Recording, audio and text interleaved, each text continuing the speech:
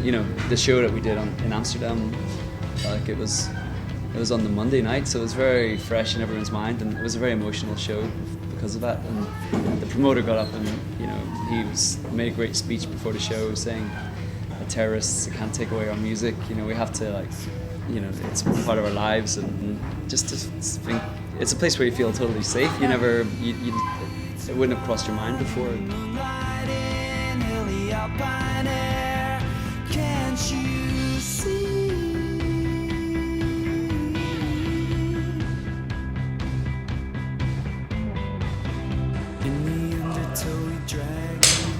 Alright, so next year I'm celebrating 20 years as an Ash fan. Yeah. And you're still active, you're still putting out albums and all that. What's the secret to sticking together for all these years? Well, I think it's first of all friendship. We started out as high school friends, so we weren't a bunch of session musicians. Also, we're very committed individuals, and also, I think just that we've had fans all the time. We really built a very strong fan base early on, and our fans are very loyal to us. So, I think we've always known there's an audience there, and that's always driven us as well, kept us encouraged.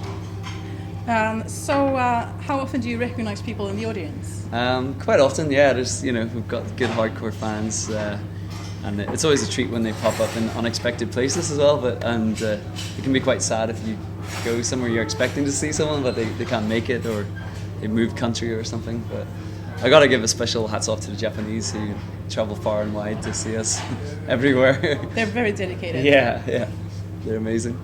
With the new album, Kablammo, you're kind of flirting with the older sound. Yeah. Why did you choose to do that? Well, that was, I think, a lot to do with it being our first album in 7 years, after saying as well that we would never make another album. So we were looking back at what made the albums good, and trying to remember how to make an album again. In a way, we were sort of referencing our own stuff, and I think that sort of got us back in that headspace a bit. We were like, well, it's got to really stand up to this. We're probably going to get a lot of criticism for changing our minds in the first place. I think it's good going back to the early sound.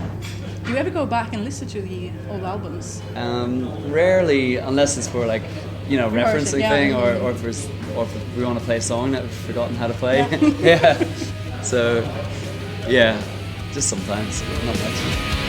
You're all I have in this teenage twilight. Your golden hair and pale blue eyes. But through all the days and the sleepless nights, we have never been satisfied. Tumbling like leaves. Do you ever go back to older IDs? To old what? Older IDs, song IDs? Sometimes, yeah. I've definitely.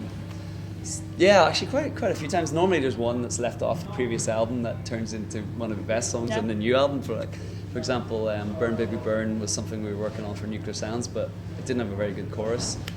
And I got a better chorus, and then it became one of the biggest hits off the record. And I think You Can't Have It All was something that was kicking around maybe Frail Angels time. No, sorry, Meltdown time. And then it became a single on Twilight of the Innocents. And I've got quite a nice verse that's been sitting around since 2001 or something that I still haven't got the chorus for yet.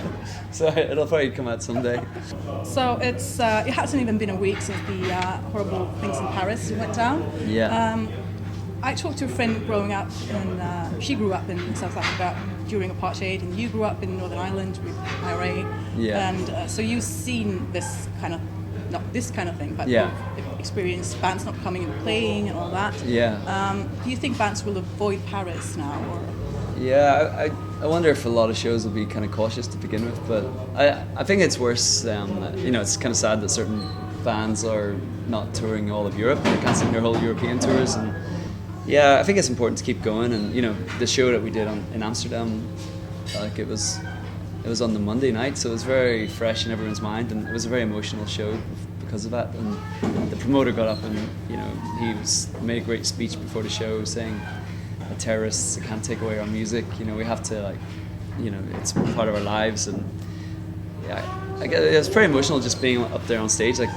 Playing shows is what we do, and I love going to watch shows. The audience loves is obviously there because they love it, and just to think it's a place where you feel totally safe. You never, it wouldn't have crossed your mind before. And so that first night it was heavy in my mind, but now it's now I'm sort of, well, we've done 2 shows since then, and it's kind of getting back to normal in some ways. But yeah, it's important to keep going.